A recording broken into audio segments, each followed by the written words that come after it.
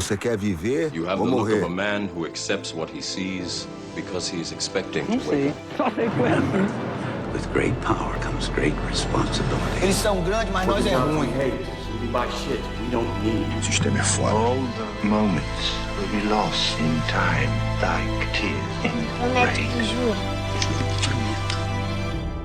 TalmaCast, o podcast do Cineclube Debates.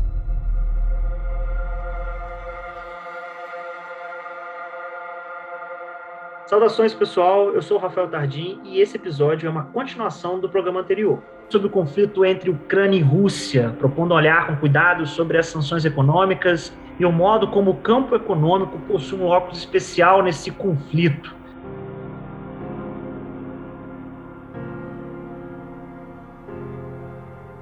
Nós temos que ter esse olhar técnico da questão, mas a proposta também nossa aqui é desse segundo olhar, do olhar da existência. Nós estamos no âmago do processo. Estamos testemunhando e estamos pensando ao mesmo tempo. Isso é uma característica do nosso podcast. A gente sempre traz esse olhar múltiplo, transdisciplinar, que vai passar pelo científico, pelo técnico e pelo humano. E em relação a isso, e puxando um pouco para a filosofia, é muito interessante perceber a quebra e a queda para algumas percepções, muitas pessoas, né? Poucas não, dessa não existência de heróis e mocinhos quando você pega a geopolítica, quando você pega esse mundo construído pela civilização humana. Porque muitos demonstram nesse momento, e eu vou dar um exemplo para vocês, que existe o vilão, existe o bandido, existe o mal, existe o bem, existe o bom, existe o herói. Está muito claro, está muito definido. E isso é um senso comum sobre as relações internacionais, as relações econômicas. É um senso comum incrível, que está sendo colocado em xeque agora, principalmente quando os analistas e os comentaristas vão tentar esclarecer o que está acontecendo. E aí nós temos uma treta na Globo News, aí todo mundo, né, os comentaristas, entre Carlos Alberto Sardenberg e o Guga Chakra, onde o Guga Chakra faz uma análise técnica e científica dos discursos que justificam para o Putin, né, a invasão, ele alegou, e o Sardenberg é grosso com ele, interrompe, ele fala, você vem aqui dizer que ele tem razão. Eu falei, não fiz nada disso, por favor, não faça isso. Gente, eu testemunhei isso perto de mim aqui em Bom Jesus. Então nós estamos falando de pessoas supostamente com um conhecimento grande, assumindo um lugar na mídia, falando com propriedade, vamos dizer assim, e nós temos pessoas imersas no senso comum com o mesmo comportamento. Sardenberg e o Chakra são conhecidos por serem jornalistas e cientistas políticos, e eu não sei, o Guga Chakra, eu acho que ele é cientista político, se não me engano. E são pessoas que manifestaram, no caso do Sardenberg, que atacou o Chakra, né? A mesma percepção superficial sobre isso. E aí, para essas pessoas está caindo essa imagem do bem e o mal muito bem delimitados, definidos. E aí, por quê? Porque todos, aí volto naquela fala do Rafa lá no início, do Spinoza, todos, até mesmo nós, sentimos que estamos impedidos a assumir um lugar nisso, né? A gente está do lado da Ucrânia. Eu acho que isso acontece também de uma maneira natural. Você vai buscar, hoje eu estou acompanhando nas redes sociais vídeos dos soldados, vídeos diários da resistência ucraniana, o vídeo do morteiro caindo que matou as duas crianças e a mulher. Você realmente fica emocionalmente, você fica realmente pessoas matando outras. E ainda tem esse componente, Rafa, desculpa te interromper. Não, por favor, interrompa. Que é a guerra em tempo real. Sim. Mas com narrativas determinadas, né? Com narrativas determinadas. Então é óbvio, no primeiro dia de bombardeiro, me passa um tanque de guerra por cima de um carro, assim, e um velhinho. O velhinho sobreviveu, o tanque milagrosamente passou pelo lado ali e o velhinho sobreviveu. Então são imagens que realmente tocam, né, essa parte humana do processo, que óbvio, a gente está aqui olhando como ciência, né, como o Matheus falou, mas como você também colocou, tem essa parte emocional, né, principalmente porque nós temos, né, de fato, né, que ter esse olhar também. Mas, como você estava falando, e aí você retoma isso no raciocínio, existe esse, e está muito bem definido, principalmente pela mídia mainstream, qual é o lado correto e qual é o lado errado, né? Isso é muito importante a gente perceber também. E aí, cabe ressaltar que os nossos ouvintes também podem manifestar esse senso comum, então cabe ressaltar que nós aqui não estamos com isso dizendo que a Rússia tem razão e que, não, nós estamos aqui justamente partindo de um princípio que defendemos a democracia, defendemos o direito à vida, o direito à existência. Isso é princípios éticos inegociáveis. Então, se você que está nos ouvindo, se usar esses princípios éticos inegociáveis como critério, nós já temos um lado aqui. Mas um lado dentro de uma perspectiva específica, porque nós não estamos do lado dos grupos neonazistas que estão na Ucrânia. Então, entende? São muitos nichos, são muitas bolhas, são muitas células de conflitos e de questões que as pessoas agora, por estarem vendo justamente algo que se tornou midiático, se tornou como se fosse uma série de TV, né? As pessoas estão vendo as atualizações, as imagens das pessoas, e as pessoas acabam, então, tendo sendo levado a pensar forçosamente. Alguns nunca tinham pensado sobre isso, e aí você vê esse senso comum exposto, essa noção ingênua, ao analisar o panorama econômico-político sobre, né? E aí, porque nós estamos falando de Estados Unidos, e aqui eu quero fazer um link com a história, porque para você ter uma análise, um prisma holístico da situação, você precisa entender os atores históricos que vêm de longa data, Estados Unidos, Reino Unido, China. Peraí, esses caras não estão aí agora, esses caras estão aí há centenas de anos, e nós temos, antes da Segunda e da Primeira Guerra, nós temos aí o colonialismo, o imperialismo, nós temos processos históricos que chegaram, que desencadearam ações e chegamos até aqui. E aí eu queria, então, para vocês dois, né, se vocês sentirem à vontade aí, para falar um pouco sobre, mais do contexto histórico, sobre questões, elementos relacionados a isso, se vocês quiserem trazer alguma reflexão sobre isso. Mas antes, só dar uma cutucada, no bom sentido. Quando o Matheus estava falando, eu fiquei pensando assim, o que eles vão fazer agora que a Rússia, ela é membro permanente do Conselho de Segurança da ONU, eles não podem tirar ela do nada, assim. Tá falando da russofobia. Então, assim, antes de vocês puxarem para a questão histórica aí, ainda pegando a russofobia, como é que expulsa a Rússia da ONU? Falando devagar. Como é que se expulsa a Rússia de uma cadeira, né, do membro de Conselho de Segurança, que são só de 5 países?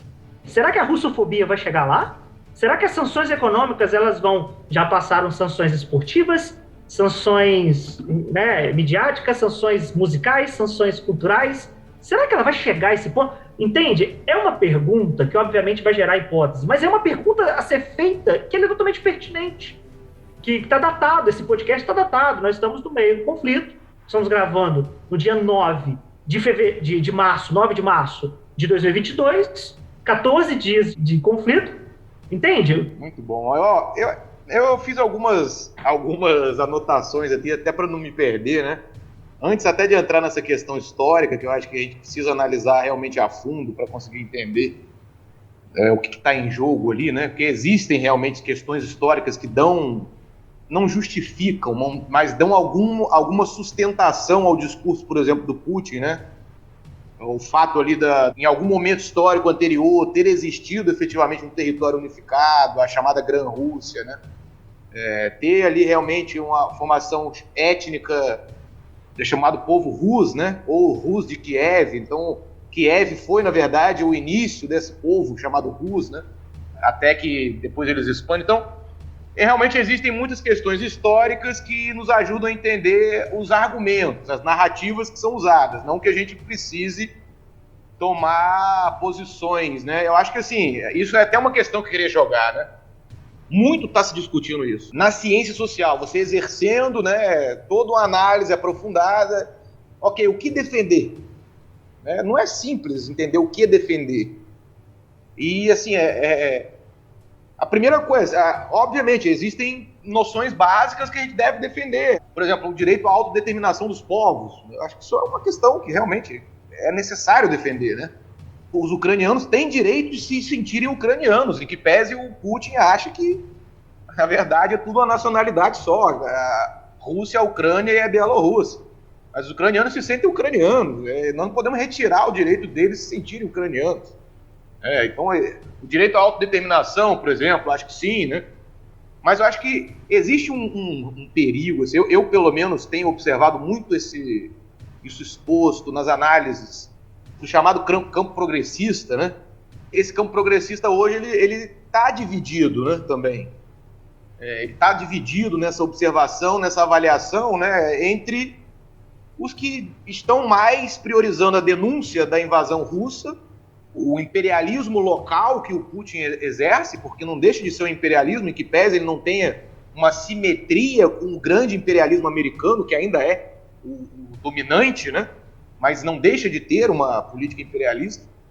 Então, uns se dedicam mais a denunciar esse imperialismo regional russo, né? E aí tomam o lado ucraniano. O outro já fala que, na verdade, a Rússia está se defendendo de uma agressão da OTAN que, em algum momento ali após a dissolução da União Soviética, tinha acordado de não expandir suas bases militares em direção ao leste da Europa. Então, a Rússia estaria, na verdade, simplesmente se defendendo, né, e neutralizando militarmente a Ucrânia, já que a Ucrânia é o país que mais faz fronteira com o oeste da Rússia, que é onde está concentrada a população russa, né? A densidade demográfica russa é muito mais no lado oeste. Então, ali eles estão vulneráveis, realmente. Se você tem bases militares com capacidade de bombardeio aéreo, né, um lançamento de armas, de bombas nucleares, por exemplo, da Ucrânia para a Rússia, essa parte da Rússia que está concentrada, a população está totalmente exposta. Então, essa outra parcela desse campo progressista defenderia que, na verdade, a Rússia está tomando uma medida legítima em defesa do seu próprio território, e que, na verdade, o responsável pela guerra é a OTAN. Estaria, através, né, da alimentação do imperialismo americano, avançando em direção ao território russo. Eu acho que essas análises, elas têm ali os seus fundos de razão, mas eu ainda fico com a pergunta: o que defender? E, para mim, é muito claro, né, pelo menos na minha concepção, que o que nós temos que defender são as pessoas, a classe trabalhadora ucraniana e a classe trabalhadora russa, que estão inseridas ali, que são bucha de canhão dessa guerra interimperialista.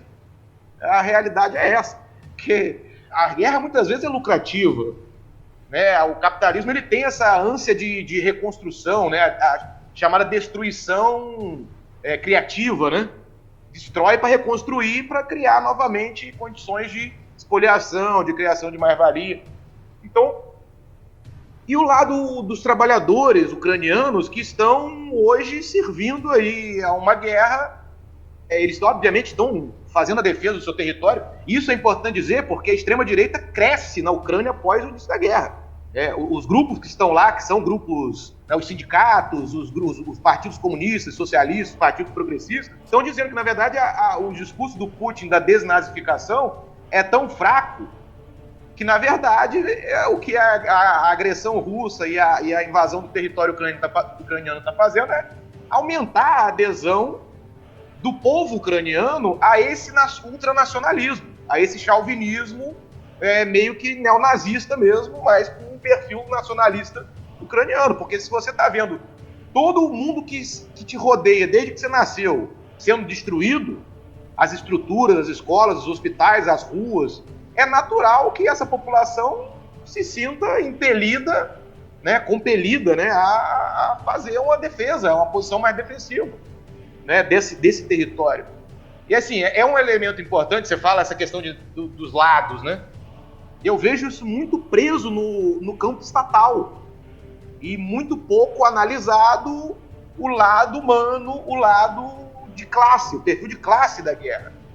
Porque, com certeza, em uma guerra interimperialista e interburguesa como essa, quem mais vai perder são os trabalhadores ucranianos, russos e do mundo inteiro, pelo impacto inflacionário que essa guerra vai gerar, que vai corroer o poder de compra dessa classe trabalhadora, que já vem com seu poder de compra sendo reduzido devido à pandemia, né, que obviamente transfere muito mais o ônus a essa classe trabalhadora, enquanto poupa, né, blinda essa burguesia de ter perdas nas suas margens de lucro. Então, assim, a geopolítica, sem dúvida nenhuma, acho que é o campo mais nihilista que existe, né, no sentido do Nietzsche, porque assim, não tem bom e mal, é exatamente isso. Cada um defende seu interesse, é um jogo de interesse o tempo inteiro, e cada um com as suas estratégias. Não tem bom e mal em nenhum momento. Quando os Estados Unidos invadem o Iraque, não é porque ele é bom. Quando ele invade o Afeganistão, não é porque ele é bom, é porque tem interesses ali econômicos, culturais também, de neutralizar, supostamente, né, uma cultura hostil, né, a cultura ocidentalizada, judaico-cristã, né, enfim, muito naquela pegada do Samuel Huntington, do choque das civilizações, né? Então, assim, realmente, mas não tem bom e mal. É exatamente isso. Acho que não existe nenhum campo que é mais nihilista, no sentido do Nietzsche, né, do que a geopolítica, porque é simplesmente cada um defendendo o seu interesse e não tem bonzinho nem malzinho. Todo mundo tá tocando o seu jogo. Você tocou nessa questão, né, nietzschiana, e é muito interessante perceber essas desconstruções, esse ataque, porque a concepção maniqueísta, ela está muito enraizada a uma moral cristã, judaica, a toda uma perspectiva filosófica, teológica, em termos de estrutura de relações humanas, está ultrapassada em diversos sentidos. E quando se fala ultrapassada, por quê? Porque um olhar para a história, um olhar para toda essa trajetória civilizatória vai justamente resultar numa conclusão sobre erros e acertos, sobre crimes cometidos por diversos países, diversas culturas. Mas a grande questão, e aí a gente volta na questão dos discursos, é quando diz que o meu erro não é justificável, por ser justificável é um erro diferente do seu. E aí, quando chega nessa guerra das narrativas, aquele que não manifesta um senso crítico para buscar esse discernimento, buscar essas relações, ele acaba indo naquela narrativa que mais consegue seduzi-lo, seja por imagem, seja por comentários, enfim. E aí é muito interessante essa questão que você traz do niilismo, porque aquilo que eu tinha falado, algumas pessoas estão percebendo essa quebra maniqueísta, dessa ilusão, e estão começando a sentir um pouco da angústia que é perceber viver num mundo que esse referencial moral, esse referencial, ele não necessariamente existe. Talvez cada um de nós construímos isso para nós e usamos na nossa vida no dia a dia, mas buscar isso numa correspondência externa, apontando os Estados Unidos estão sempre certos, a Rússia está certo, não há. Perceber que não há isso fora de si traz uma quebra, porque peraí, então tudo que eu achava que existia no mundo sobre bem e sobre mal, não existe. E aí nessa hora essas pessoas que estão lidando com isso, com esse processo reflexivo mais ativamente, elas se veem diante da necessidade de um salto ou de um recuo. Ou eu mudo minha concepção de mundo, onde um mundo que não é tão assim belo e fabuloso, ou eu volto para minha, né, e as redes sociais elas adoram isso, eu volto para minha bolha, eu volto para o meu grupo que continua pensando, e aqui eu vou até o fim, chegando até, né, a pós-verdade, e aí as coisas vão, né, eu estou aqui e não interessa o que acontece fora de mim, corresponde. E justamente aí foi que eu falei com essa pessoa, eu falei, olha, quando você confunde uma análise técnica dos argumentos da guerra dos discursos com julgamento moral, aí a coisa embola. Que, por exemplo, o caso do Guga Chakra, ele não estava fazendo juízo de valor, ele não estava fazendo uma questão no campo do certo e errado, no campo moral. Ele estava falando sobre a justificativa que o Putin deu para aquilo ali, dentro de uma lógica, inclusive, que o Putin fala sobre a questão, a OTAN, se a Ucrânia entrar, os Estados Unidos vai poder colocar míssil apontado para mim aqui no meu quintal, praticamente. Então, essa lógica, entender que há uma lógica militar, que há uma lógica geopolítica, há a lógica. Entender que há, tecnicamente, friamente, não significa que é uma justificativa moral de que ela separar essas duas coisas, que as pessoas não estão separando e aí acaba embolando, porque aí você tem, então, como o Sadenberg fez, não foi um comentário técnico, não foi um comentário neutro, foi um comentário totalmente de alguém que interpretou errado, misturou ali as questões que o Guga eu não sei se você depois busquem esse vídeo, o Guga, ele friamente ele faz uma separação. Não. Nas minhas redes sociais eu sou claramente contra e tal. Aqui eu estou fazendo uma análise a partir de uma concepção da ciência política chamada realismo. Vai ficar faltando aqui agora. Ele fez uma análise dentro de uma perspectiva de construção metodológica. Ele foi extremamente técnico. Sadenberg foi grosso até, falou, você está dizendo que eles estão certos, você está dizendo que a Rússia não pode fazer isso. Tem gente que nos escuta, caramba, aí, entende? Até dá revolta na gente, quanta ignorância. Então, assim, é muito interessante ver isso no campo filosófico que você trouxe, Matheus, quando você compara com o niilismo nietzschiano, justamente porque para muitos, resumindo, tá caindo na ficha que está vivendo num mundo que não é nem preto nem branco, um mundo onde não tem essas cores bem delimitadas, e aí a pessoa se pergunta aonde eu me encaixo nesse mundo, quem eu sou, enfim, né? É como se a gente precisasse de resposta, né? Esse é o detalhe, né? Porque nem tudo, né, como o Matheus colocou antes, nem tudo você precisa tomar um lado, cara.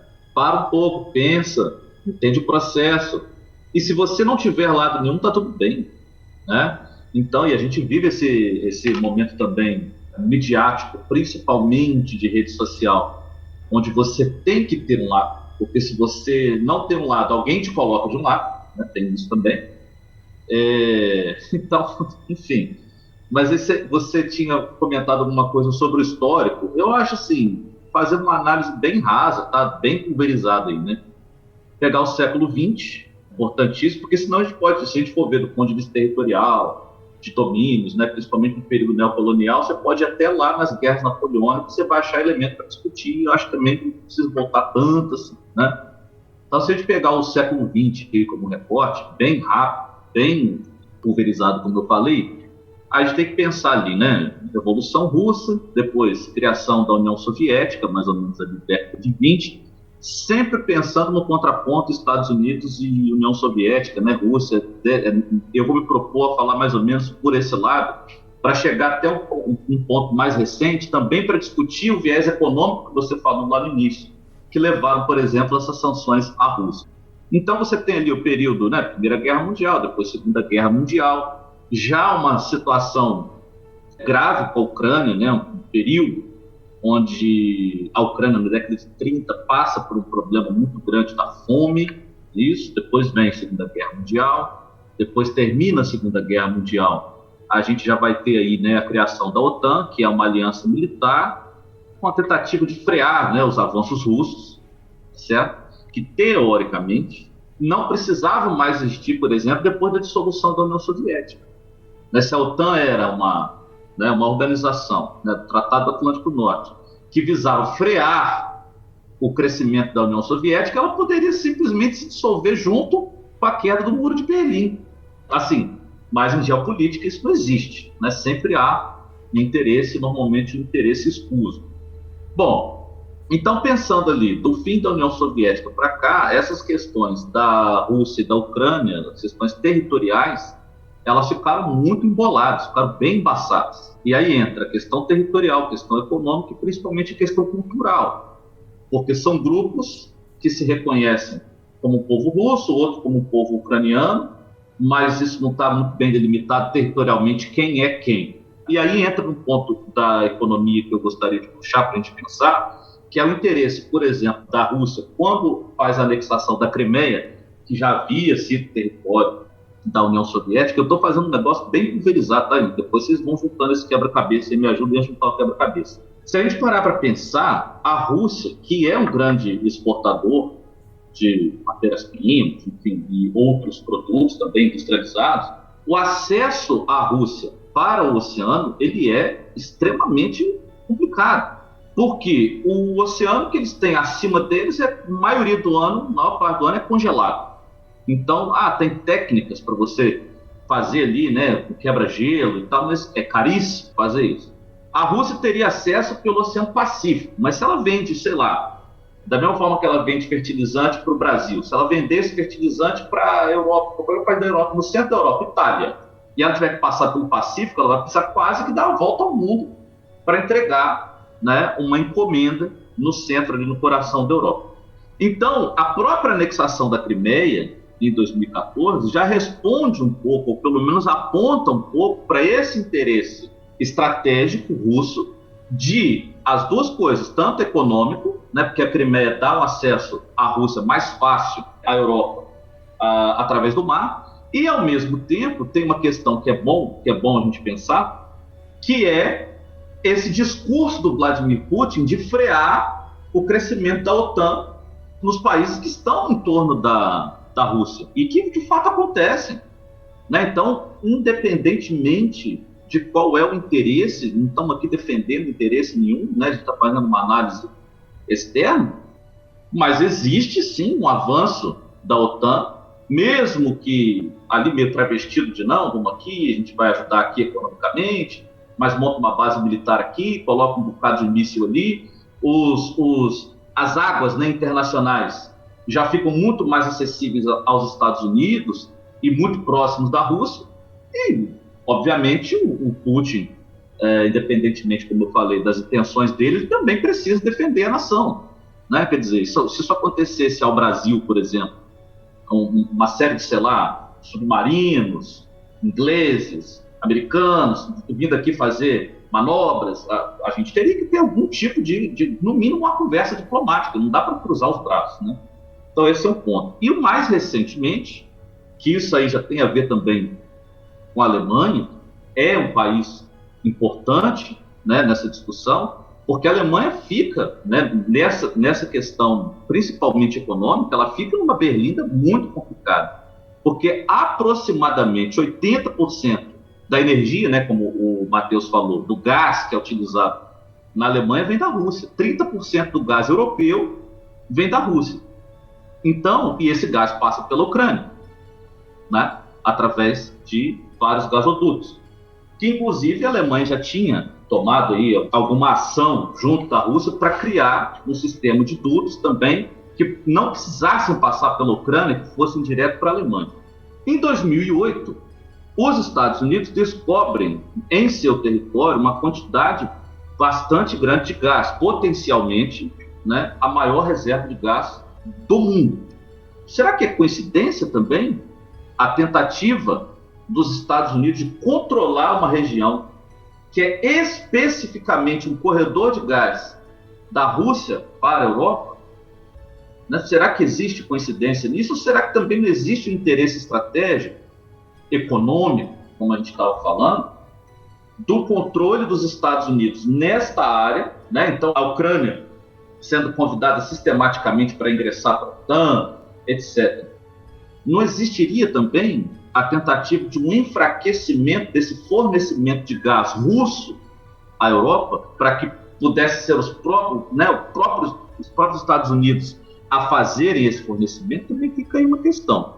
Eu sei que ficou meio um balai de gato aí, misturado, mas eu acho que são alguns pontos para a gente pensar, né? São alguns pontos para a gente pensar, porque tem muita coisa envolvida.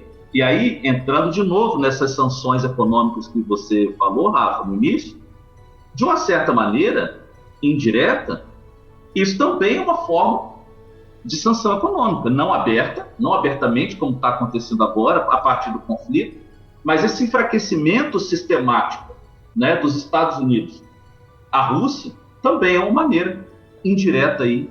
Bom, para a gente pensar aí, discorram.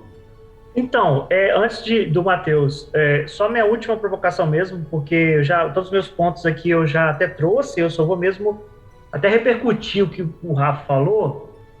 É justamente esse tipo de questionamento que é fundamental para quebrar essa ótica de que, né, nós estamos falando aqui de dois lados que estão muito bem definidos desde sempre. Não.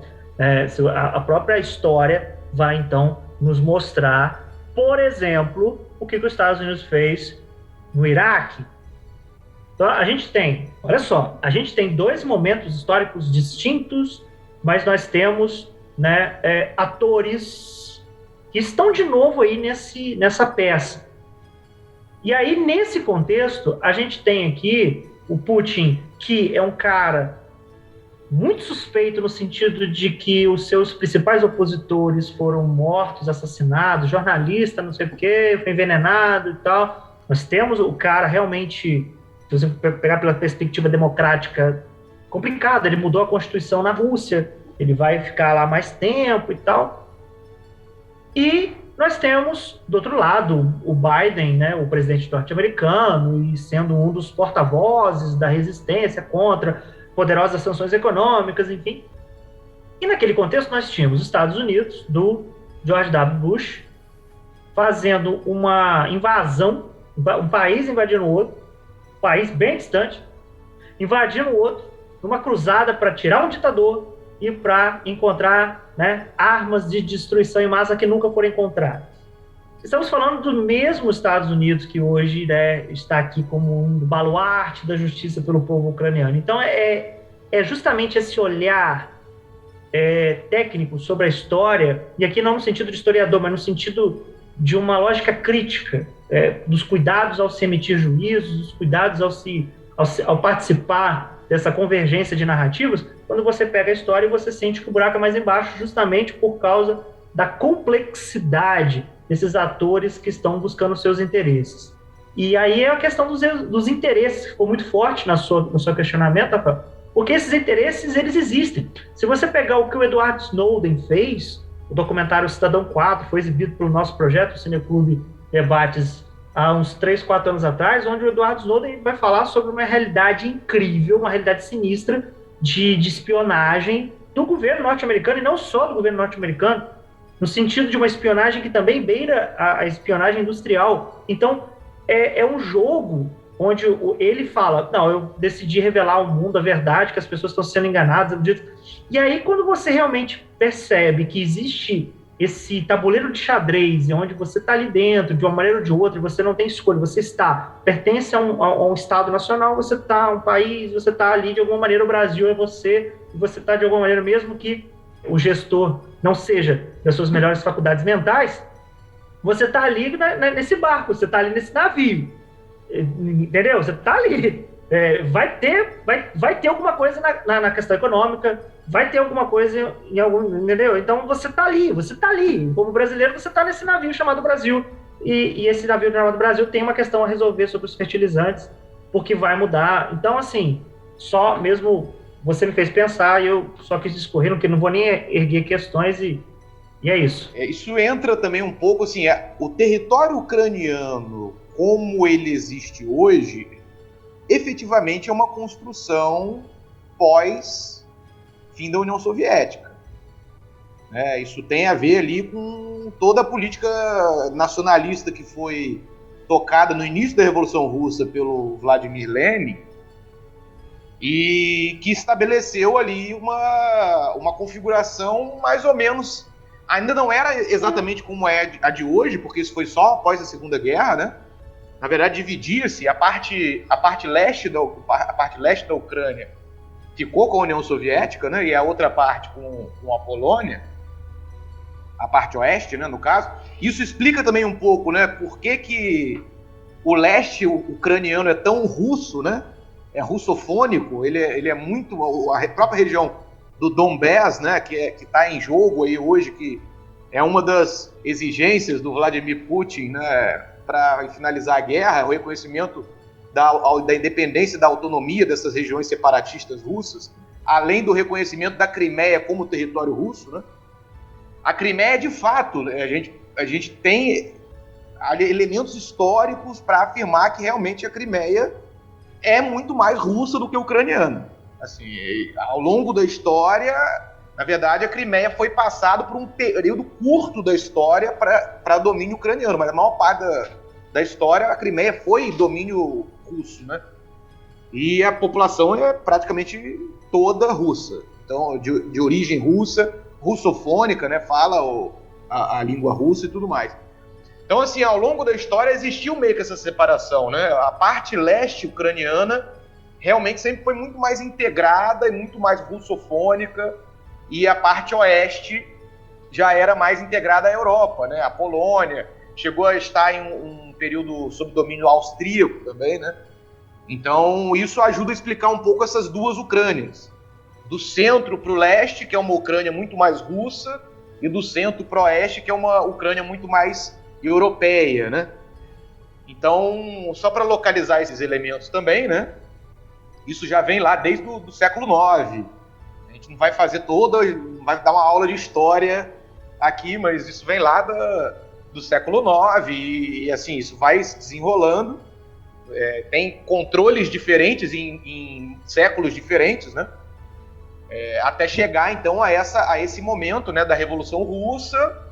Tem ali o movimento makhnovista, né, com os anarquistas ucranianos que, na verdade, em determinado momento foram aliados do Exército Vermelho da União Soviética, mas em outros momentos foi eliminado após a derrota da burguesia. Aí, depois desse momento, naquele momento de derrotar a burguesia, tanto o exército negro anarquista ucraniano, liderado pelo Makhno, quanto o exército vermelho, liderado pelo Trotsky, né, e pelo Lenin, foram aliados, e após a derrota da burguesia russa, né, e do movimento contra-revolucionário, os bolcheviques praticamente eliminam, né, os anarquistas ucranianos. Mas, de certa forma, essa pressão, né, esse movimento ucraniano makhnovista pressionou a política nacionalista, né, dos reconhecimentos nacionais que o Lenin vai promover depois, inclusive da Ucrânia, mas também da Bielorrússia e de outros países ali que vão fazer parte da Federação Soviética, mas com alguma autonomia territorial, né?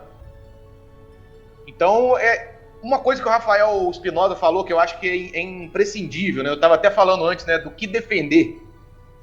O que defender nessa guerra, sem dúvida nenhuma, defender o fim da OTAN. Eu acho que é algo que todo mundo que tem um pouco de visão, né, humanitária e que quer o fim dos conflitos, né, uma humanidade um pouco menos conflituosa, um pouco mais pacificada, e que os trabalhadores sejam menos bucha de canhão, tenham menos o seu poder de compra afetado, tenham menos a sua vida afetada por essas guerras interimperialistas e interburguesas. Defender o fim da OTAN, eu acho que, junto com a defesa da autodeterminação dos povos, né, eu acho que são duas defesas que, assim, são inevitáveis, inescapáveis, porque a OTAN é efetivamente a máquina de guerra do imperialismo americano, ponto final, não tem outra justificativa. Em determinado momento ela foi justificada para combater, né, o poderio bélico da União Soviética na Guerra Fria, mas isso não é mais uma questão concreta, né? Hoje ela é simplesmente uma máquina de guerra para os interesses imperialistas americanos, né?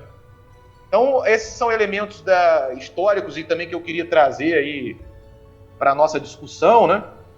E, assim, eu teria mais coisas aqui para falar também, né, com relação, por exemplo, ao impacto no Brasil, das sanções econômicas, o posicionamento geopolítico brasileiro. Por exemplo, né, a gente poderia fazer uma análise aí, né, do posicionamento do governo brasileiro diante dessa guerra, da diplomacia brasileira, né? A diplomacia brasileira tem uma tradição de neutralidade nesse tipo de conflito, né? De não assumir um lado necessariamente, né? Até durante as guerras mundiais, o Brasil custou assumir um lado, né? O próprio Getúlio Vargas tinha uma política da equidistância pragmática, né? Que ele aplicava negociando com os alemães e com os americanos ao mesmo tempo, né? Para ver quem dava mais na prática, em termos de financiamento para a sua política industrial, de desenvolvimento nacional, né?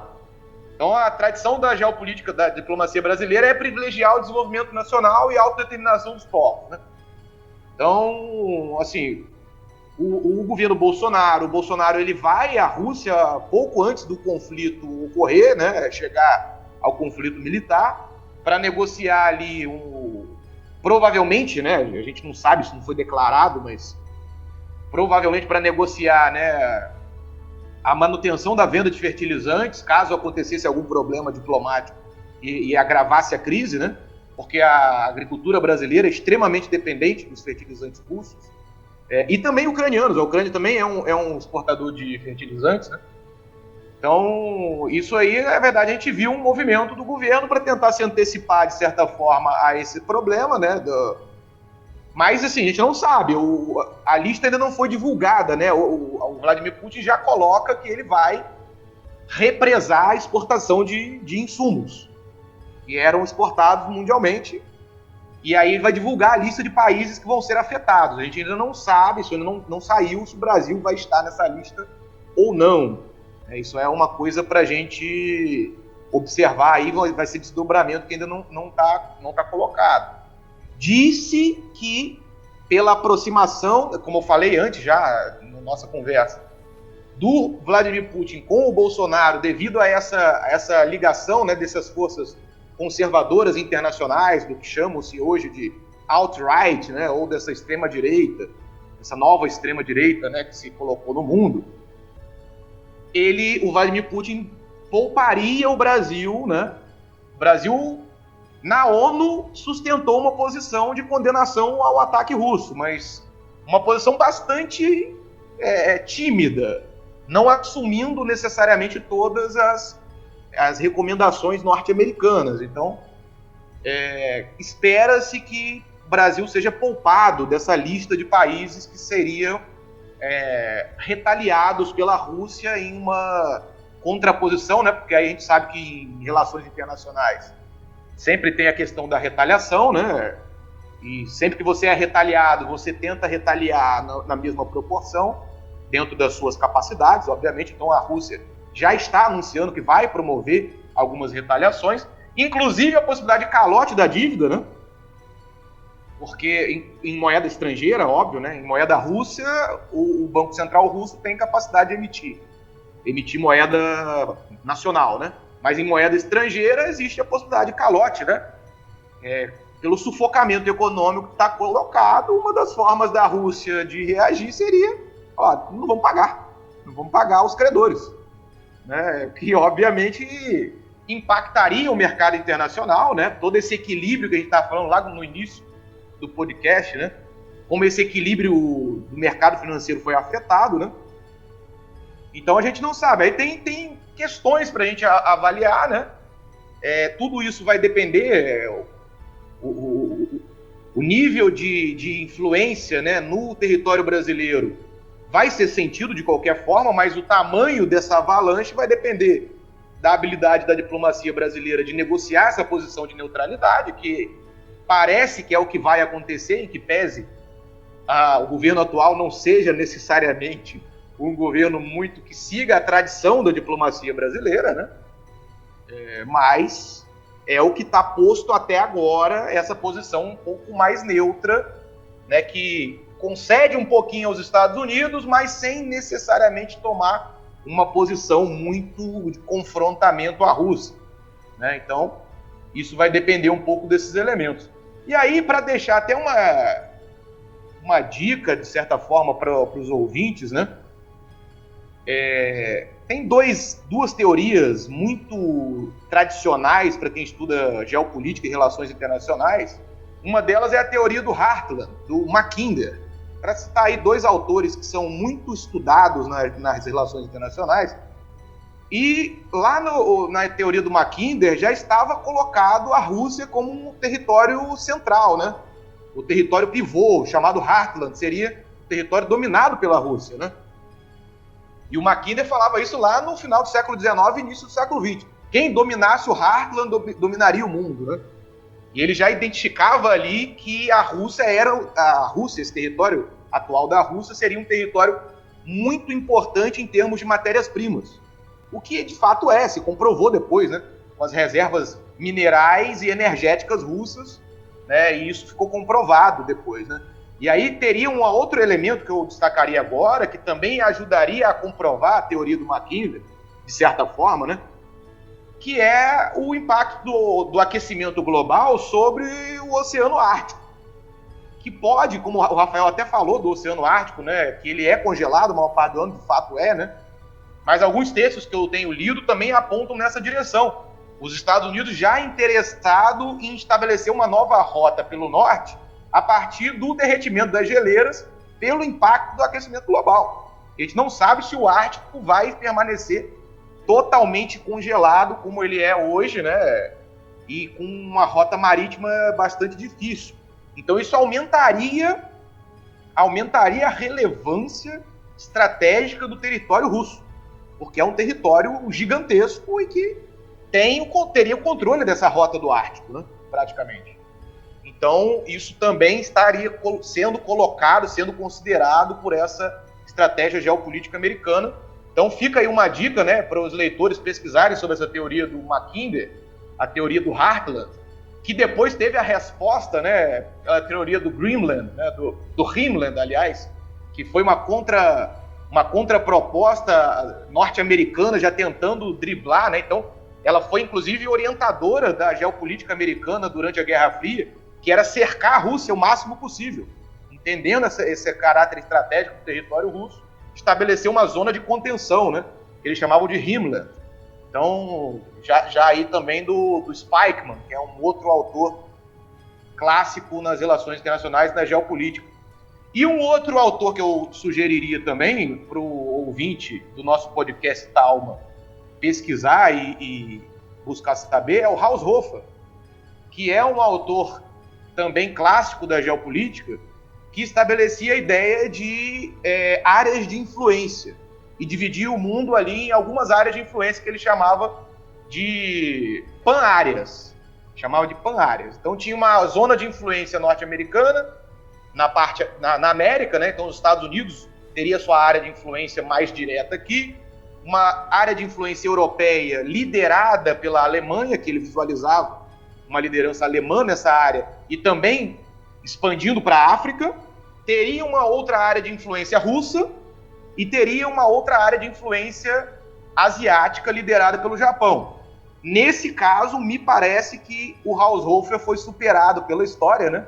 Porque hoje quem determina mais a influência asiática é muito mais a China, né, do que o Japão, em que pese o Japão seja também uma potência geopolítica, econômica, mas a China despontou, né, nessa área asiática. Então, essa teoria das pan-áreas, né, das áreas de influência, em um mundo multipolar, né, ele enxergava esse mundo multipolar, o Haushofer, e a gente parece que está vendo esse mundo multipolar se desenhando à nossa frente, em que pese volte a afirmar que ainda existe um imperialismo maior, um imperialismo norte-americano que é mais globalizado, que tem realmente uma força maior. Mas a gente consegue ver que esses autores, né, envelheceram bem, eu diria, né? Com, obviamente, algumas coisas que ficaram pelo caminho, mas, se é um autor também que acerta tudo 100 anos antes, também é meio difícil se cobrar, né? Mas são autores que ajudam a gente a pensar, né, as relações internacionais e a geopolítica dos estados nacionais, e que fica aí de dica, então, para os ouvintes, também para pesquisar um pouco, porque ajudam a gente. São teorias clássicas, todo o curso de geopolítica e de relações internacionais vão passar por esses autores, né? Pelo Mahan, pelo Mackinder, pelo Spykman, pelo Haushofer. Então, e eu acho que esses dois especificamente, né, o Mackinder e o Haushofer, nos ajuda muito a entender o conflito que está colocado hoje para nós. Rafa. Rapaz, o que eu vou falar depois disso, depois dessa aula? Eu vou ficar quietinho aqui. Tá ótimo. Matheus sempre tem análises maravilhosas. Eu sabia que ia sair muita coisa boa dessa cabecinha. Não, maravilhoso. Sinceramente, eu não vou nem me meter a acrescentar, porque eu acho que ele fez um nó legal ali naquele panorama que eu tracei. Trouxe também o perfil do Brasil, acho que ali não discordo de absolutamente nada. E também não teria exatamente. Will, sigo com o relator.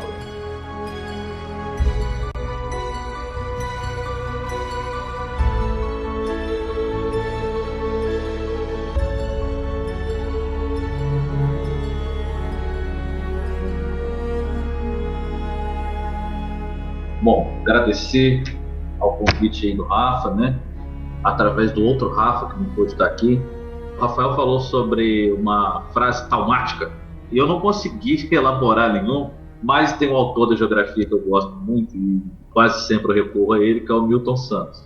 E ele caiu muito bem a frase que eu vou falar aqui, né, para a gente também pensar, que cai justamente nessa questão que a gente falou bastante sobre o podcast inteiro, e sobretudo agora no final, né, que a gente deu uma mergulhada nesse assunto sobre a questão de opiniões, tomar lados, né, escolher entre o bem e o mal, o que quer que seja. A frase do Milton fala assim: toda interpretação tem um conteúdo político.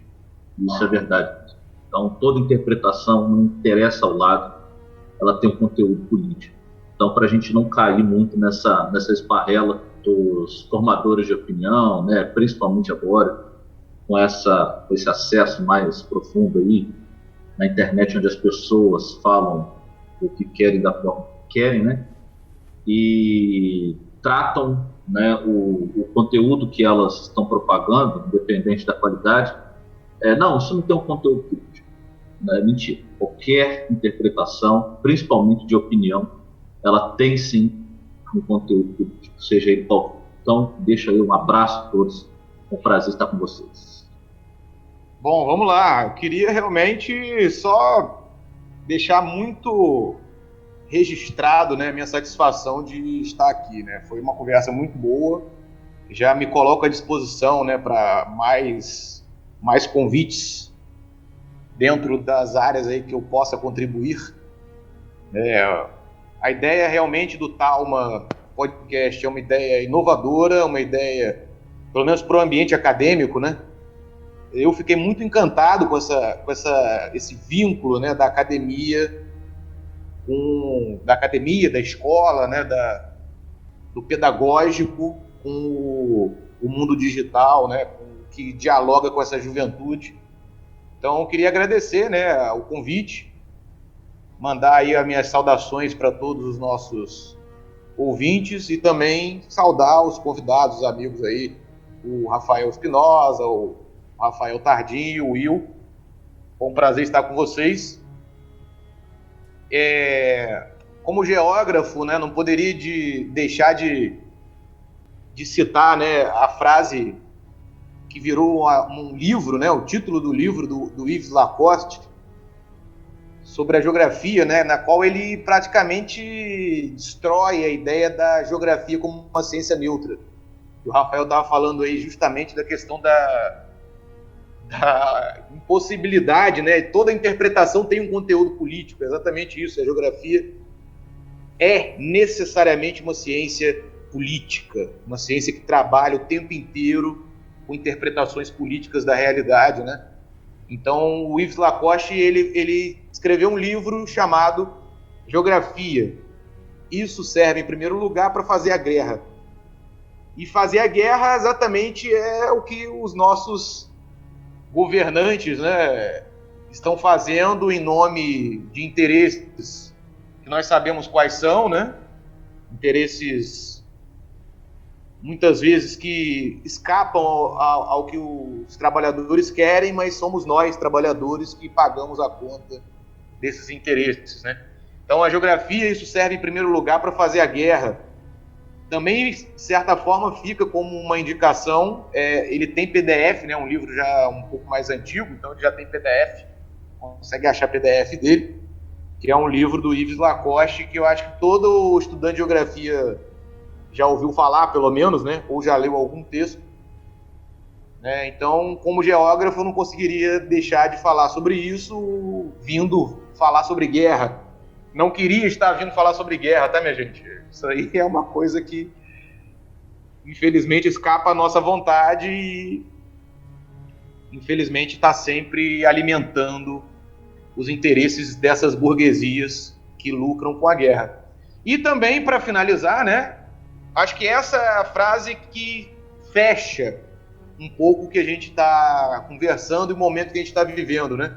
Para quem estuda um pouco mais as ciências humanas, sem dúvida já ouviu falar no livro do Francis Fukuyama, né, que é um autor, um filósofo, né, clássico aí, que na década de 90 escreveu um livro, O Fim da História, dizendo que a partir da queda do Muro de Berlim e da dissolução da União Soviética e o fim da Guerra Fria com a derrota do bloco comunista, a história caminharia para um apaziguamento, um consenso, um pacto que não teria mais nenhuma alteração.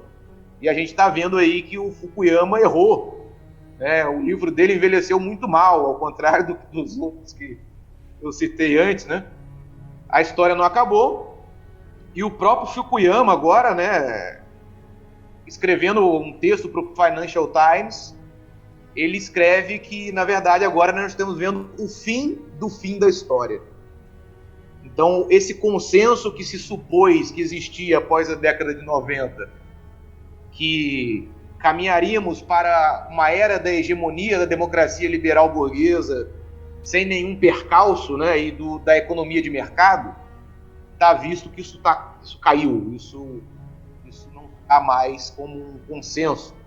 Né? E aí voltamos, né, ao Marx, e que comprova a frase dele, né, que na verdade a história da humanidade é a história da luta de classes. E sempre que houver classe, sempre vai ter luta, sempre vai ter história. E o que nós estamos vendo é que ele estava correto em dizer que sempre que houver explorados e oprimidos, sempre que houver exploradores e explorados, opressores e oprimidos, sempre vai ter história e o curso da história vai continuar seguindo. Muito obrigado a todos e encerro minha contribuição por aqui, me colocando à disposição para próximos episódios. Um abraço. E com certeza acontecerão, né? Eu gostaria muito de agradecer ao Matheus, ao Rafael, ao Rafael Espinosa, ao Rafael Lopes, que não está conosco aqui, mas com certeza estará no próximo, pelo sim, por terem, né, topado participar, contribuir aqui com o conhecimento de vocês, as inquietações de vocês. Tenho certeza que os nossos ouvintes vão aprender bastante, também vão sair bastante, vamos dizer assim, taumatizados. E aqui o conceito talma no sentido de, caramba, eu estou pensando muita coisa para ler, bacana. Então fiquem atentos também às sugestões, nós vamos deixar tudo na descrição deste episódio. E também convidar os ouvintes, vocês ainda, né, vocês já sabem, porque os episódios já foram gravados, mas os nossos queridos convidados não sabem, mas haverão outros episódios, e eles serão convidados, eles gravarão conosco. E o podcast interessante que é isso, né? Você grava e tá lá, a pessoa assiste a hora que ela quiser e tal. Então, assim, talvez a gente tá falando com pessoas que vão... Não estamos falando com o futuro agora, né? Nós estamos falando com o futuro. Estamos falando com quem tá ouvindo, eles gravaram isso no dia tal. Então, já deixo o meu convite aqui pra gente explorar outros lados, outros aspectos desse momento histórico que a gente está vivendo, em específico do conflito ali. E aí vamos depois, né, pensar em pautas aí, que a gente já falou diversos tipos de questões que haveriam necessidade aqui da gente explorar, e aí é isso. Então, você que está nos ouvindo, acompanhe os outros episódios também, que a gente vai explorar outros aspectos desse conflito entre a Rússia e a Ucrânia, e só que é muito louco falar isso, né, convidar todos a escutarem, porque nós não sabemos o dia de amanhã desse conflito. E diante de tudo que a gente discutiu aqui, diante do aumento das tensões em vários âmbitos, e principalmente econômico, né, as sanções não param em relação aos diversos países, em relação à Rússia, então nós não sabemos, e realmente estamos aqui agora diante da possibilidade de amanhã ou de depois de amanhã a gente ter outro capítulo sangrento. A gente sabe que diariamente os capítulos são sangrentos, a coisa está se intensificando, né, em termos de cerco a Kiev, dos planos da Rússia, mas também no sentido geopolítico as coisas estão ficando cada vez mais quentes. Então é isso, pessoal. Agradeço demais a vocês e a gente se vê na próxima aí.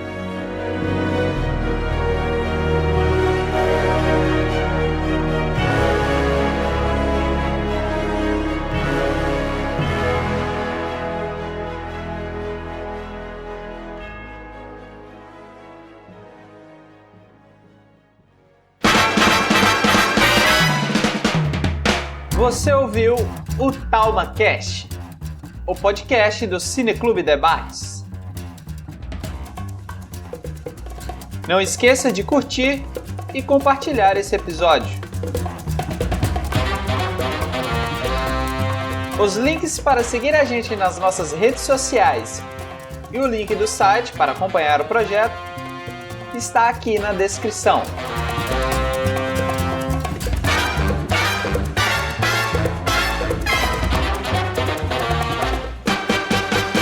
Quem assina essa edição é o William Gil, que no caso sou eu, ou Will.